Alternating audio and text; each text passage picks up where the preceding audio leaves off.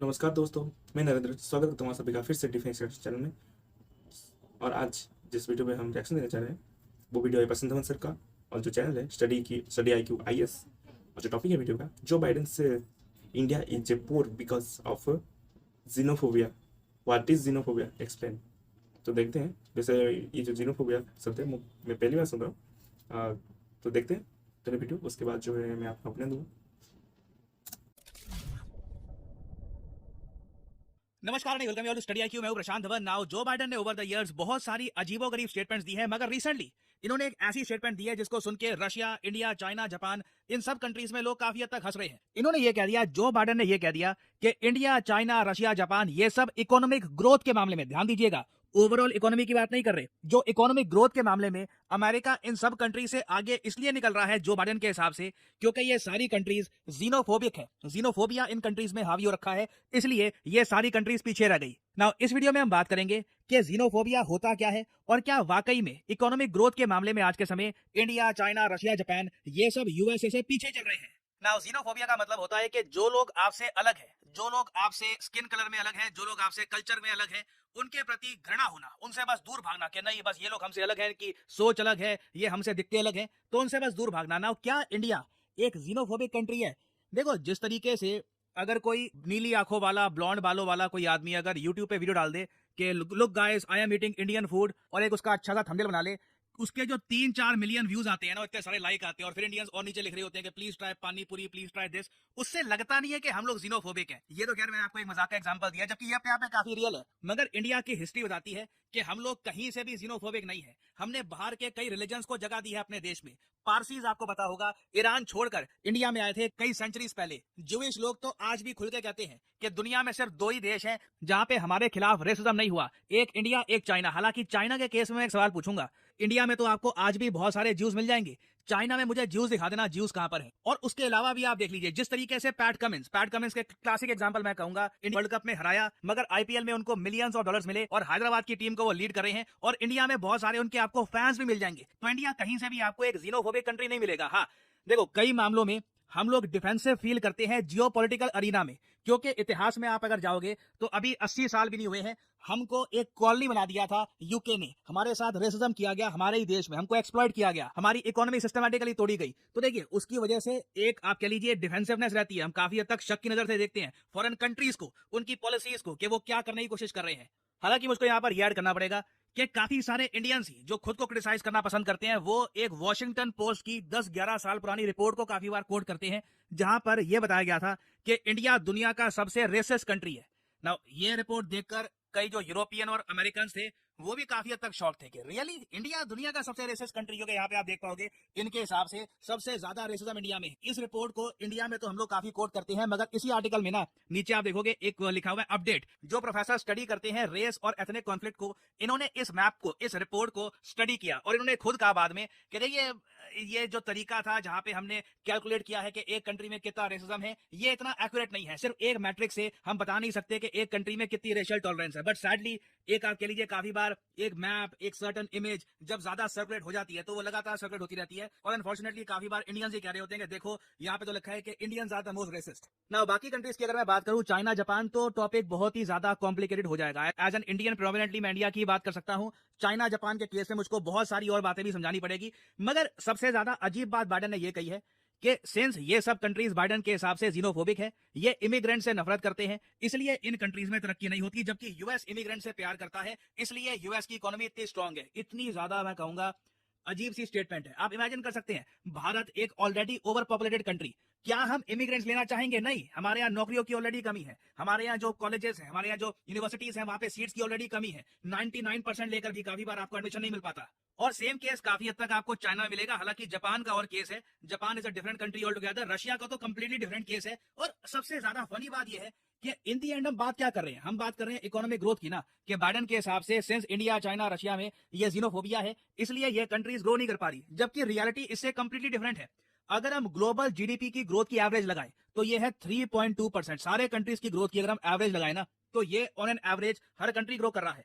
Now USA जो world average है ना, उससे भी पीछे जा रहा है। यूएसए की जो ग्रोथ रेट है आज के समय, जीडीपी ग्रोथ रेट, ये 2.7% है। और यहाँ पे यूएसए ये बहाना नहीं मार सकता कि हम क्या करें, हमारी इकोनॉमी ही इतनी बड़ी है। देखिए, अगर यूएसए की इकोनॉमी इतनी बड़ी है तो यूएस और चाइना की इकोनॉमी में अब इतना फर्क नहीं रहा। चाइना इतनी बड़ी इकोनॉमी के साथ भी 4.6% की ग्रोथ रेट दिखा रहा है, और इंडिया ऑफ कोर्स दुनिया की फास्टेस्ट ग्रोइंग इकोनॉमी है, जबकि आसपास आप देखो कई कंट्रीज रिसेशन में जा चुकी हैं। फिर अगर हम बात करें रशिया की, Russia average global GDP growth rate जो है 3.2%, इसको मीट करता है। इतने सारे सैंक्शंस के बावजूद रशिया 3.2% ग्रोथ रेट दिखा रहा है। हालांकि इसका रीजन है एक बहुत ही ज्यादा हैवी डिफेंस इंडस्ट्री का खड़ा हो जाना। ये अपनी डिफेंस इंडस्ट्री में बहुत ज्यादा पैसा खर्च रहे हैं, but either way Russia is performing. हाँ, जापान के केस में अगेन मैं कुछ कह नहीं सकता।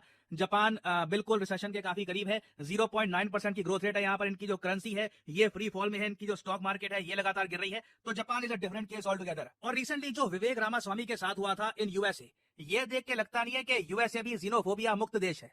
आपको याद होगा यूएस प्रेसिडेंशियल कैंडिडेट विवेक रामास्वामी, इनसे कई बार कैंपेन के दौरान सवाल पूछा गया इनके हिंदू फेथ को लेकर। लिटरली काफी बार तो कई अमेरिकन वोटर्स खुल के कहते थे कि एक नॉन क्रिश्चियन कभी भी इनका प्रेसिडेंट नहीं बन सकता। इंडिया में आप अगर देखें तो एक नॉन हिंदू कई बार इंडिया के प्रेसिडेंट बन चुके हैं। मोस्ट रिसेंटली एक नॉन हिंदू हमारे प्राइम मिनिस्टर भी थे, डॉक्टर मनमोहन सिंह जी। उन्होंने 2 टर्म काटी है as India prime minister. Now अगला क्वेश्चन यहाँ पे आपका ये आएगा, मगर फिर बाइडन ने ऐसी स्टेटमेंट दी क्यों?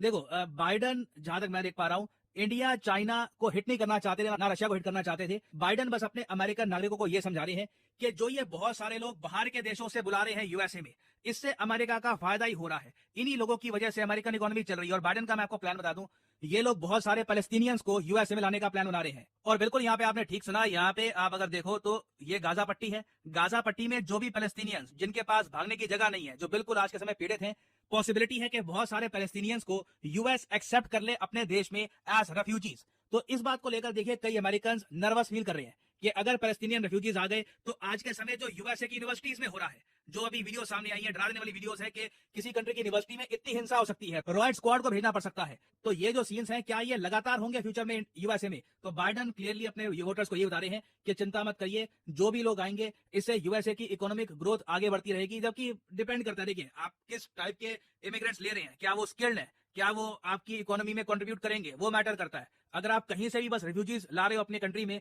जो स्किल्ड नहीं है, जो आपकी लैंग्वेज भी प्रॉपर्ली नहीं बोलते, तो कुछ खास इकोनॉमिक बेनिफिट आपको नहीं मिलने वाला। बट अगेन, इलेक्शन का टाइम है, बाइडेन ऐसी स्टेटमेंट्स देंगे। और फाइनली यहाँ पे मैं आपसे क्वेश्चन पूछूंगा, आजकल रैम्पेज मिसाइल्स काफी हद तक न्यूज में है। आपको ये बताना है कि रैम्पेज मिसाइल्स जो अब इंडक्ट कर चुकी है भारतीय एयरफोर्स और हमारी नेवी, ये मिसाइल्स कहाँ बने थे, मतलब कि किस कंट्री ने डेवलप किए हैं ये मिसाइल्स? ये है आपकी ऑप्शंस, फ्रांस, यूएसए, इजराइल या फिर जर्मनी। कमेंट सेक्शन में करिए उत्तर। जो लोग सही आंसर देंगे उनकी कमेंट को मैं हार्ट दे दूंगा, ताकि बाकी लोग समझ पाए कि सही उत्तर क्या है।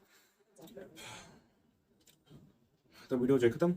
और जैसा कि वसंत सर ने पूरा एक्सप्लेन किया कि जीनोफोबिया क्या है, और यूएसए के प्रेसिडेंट ने और जो बाइडन है उन्होंने क्यों दी। ठीक है, कहीं ना कहीं जो बाइडन है उनका अभी पहले मैं सोच रहा था कि ऐसे ही दे दिया होगा, क्योंकि काफ़ी बार कुछ अजीब से जो बयान वो दे देते हैं जो बाइडन। लेकिन इस बार जो उनका मोटिव था कहीं ना कहीं सही है, क्योंकि जो यूएसए की अभी इकोनॉमिक ग्रोथ चल रही है ना, कहीं ना कहीं जो बाहर से आए इमिग्रेंट्स पीपल है वही उनके लिए जिम्मेदार है, उनकी इकोनॉमी को संभाल रहे हैं। खास करके इंडियंस जो यूएसए के काफ़ी सारे कंपनी में काम करते हैं, और काफ़ी सारे कंपनी में सीईओ है, काफ़ी सारी फेमस कंपनी, आप सभी को पता होगा। लेकिन ये कहते हैं ना कि अलग देश जो है जीनोफोबिक है, रेसिस्ट माइंडसेट के है, ये कहीं ना कहीं ये सही नहीं लगता। और भारत के केस में जहाँ पर भारत में ही आके यूके के लोगों ने भारत के लोगों पर रेसिज्म किया। और जैसे कि मैं एक एजुकेशन का स्टूडेंट हूँ और मैं अभी हिस्ट्री पढ़ रहा था, एजुकेशन की हिस्ट्री, तो वहाँ दिखाया गया कि जो हमारा कास्ट सिस्टम है उसकी वजह से हमारे जो काफ़ी सारे लोग हैं वो अनपढ़ रह जाते थे, और काफ़ी सारे लोग हैं जो अलग रिलीजन को अपनाया, जैसे कि डॉक्टर बी आर अम्बेडकर है, उन्होंने भी अपनाया था। लेकिन असली बात कोई नहीं बताता कि हिस्ट्री में जो बाहर से ट्रैवलर्स आए हैं, जैसे कि चाइना से आए थे, उनका नाम नहीं पता, नाम नहीं याद आ रहा, जिंगजैंग कुछ ऐसा था, मॉकिंग देखा ही होगा आपने। ठीक है, और भी काफ़ी सारे जो ट्रैवलर्स हैं उन्होंने यहाँ पर आके पढ़ाई की थी, तो उनको कैसे मिल जाती थी, मतलब पढ़ने के लिए सुविधा। अगर हमारे यहाँ रेसिज्म होता था कास्ट बेसिस पर, ठीक है, कहीं ना कहीं वो कहेंगे कि आप तो हमारे कास्ट के हैं, वो हो ही नहीं, अब भारत के तो है, वो हो नहीं, हमें नहीं पता आपका कास्ट क्या है, तो आपको हम कैसे पढ़ने हैं? अगर इतना ही रेसिस्ट कंट्री है इंडिया, तो किस तरह से जो बख्तियार खिलजी है, जो मुस्लिम इन्वेडर नालंदा को डिस्ट्रॉय करने वाला, जिस वजह से 6 मंथ तक जो है नालंदा जलता रहा, उनके इंस्क्रिप्शन काफ़ी सारे ज्ञान जिनके मतलब खाक हो गया, और काफ़ी सारे टीचर्स को उनको तो जिंदा ही जला दिया। उससे भी एक नालंदा के ही जो स्कॉलर टीचर है उन्होंने ही ठीक किया था। तो किस तरह से भारत एक रेसिस्ट कंट्री हुआ समझ में नहीं आता। इसके ऑपोजिट साइड देखा जाए तो कोरिया में आपको पता होगा कितना रेसिस्ट होता है। यूएसए में काफ़ी सारे वीडियोस है जिसमें कितना रेसिस्ट होता है इंडियंस को लेकर, वो देखा है आपने। और जो विवेक रामस्वामी है उनका केस तो प्रसाद अमर ने कहा, लेकिन एक बात ऐड करना चाहूँगा कि कुछ लोगों ने मतलब बीच न्यूज आई थी ना, कुछ लोग जो है उन्होंने क्रिश्चियनिटी को अपनाने का भी सुझाव दिया था, जिस वजह से वो इलेक्शन जीत सके कहीं ना कहीं ज़्यादातर। तो जहाँ पर भारत किसी भी धर्म, रिलीजन, कास्ट बेस पर दुनिया में किसी को भी जज नहीं करता, लेकिन वहीं पर भारत को कह देना कि एक जीनोफोबिक कंट्री है, वो भी एक रिपोर्ट में जो देखा है आपने, एकदम मतलब highest number 1 xenophobic country, racist country, ऐसे कैसे हो सकता है आखिर। फिर मैं एक वीडियो ले आऊँगा, और जो अफ्रीकन लोग हैं जो यहाँ के पढ़ रहे हैं बाहर से, उनके ओपिनियन देखेंगे हम उस वीडियो में कि भारत में उन्हें क्या क्या तकलीफें होती हैं।